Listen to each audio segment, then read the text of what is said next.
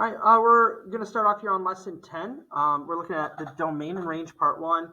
Our goal here is, it says, let's find all possible inputs and outputs for a function. Okay, we're going to start off here with 10.1. It is the number of barks. It says earlier you saw a situation where the total number of times a dog barked was a function of the time in seconds after its owner tied its leash to a post and left. Less than 3 minutes after he left, the owner returned, untied the leash, and walked away with the dog. Right? It's saying, could each value be an input of the function? Be prepared to explain your reasoning. So what we would have to do, right, is we'd have to determine how can we find out what's the input and what is the output, right? Because I don't know what these numbers even mean if I don't know what the input and the output are, right? And the way that we figure this out is we take a look up here in the sentence. It says, was a function of, right? That is kind of my key to telling me what part of my function is going to be the input and which one's going to be the output. In these kinds of sentences, was a function of,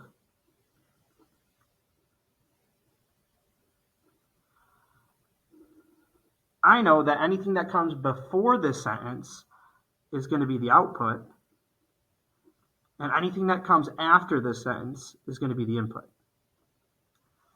Okay, so I'm going to read it again and keep that in my mind when I'm doing it. So I'll say, earlier you saw a situation where the total number of barks, or the total number of times a dog is barked, that's going to be my output,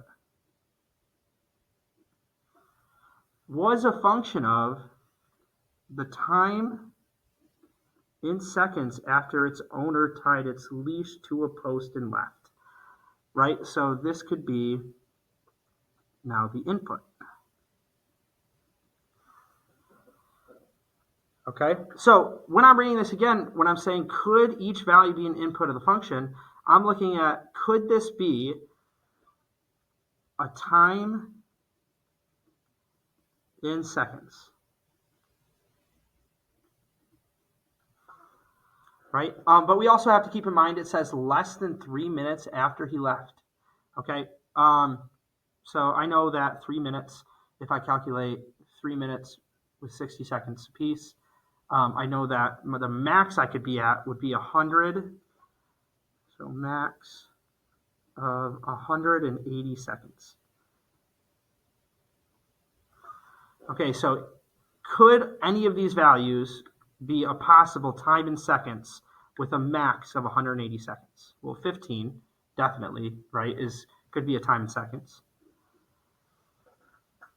I take a look at 84.5. I know that's underneath 180 seconds, and that can also be a time in seconds.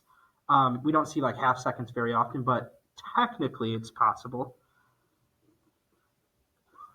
Right, but the only one that really doesn't match for this one is going to be that 300, right? If the owner only left for 3 minutes, that is 300 seconds is going to be way more than 3 minutes, right? It's way more than that 180 seconds. So I'll say that one should not be an input in our function. Okay, for number 2, it says, could each value be an output of the function? Be prepared to explain your reasoning. So again, if we take a look back up here, and if we read to see what the output is, so the output should be the total number of times a dog has barked. So I think to myself, right, we're within 3 minutes.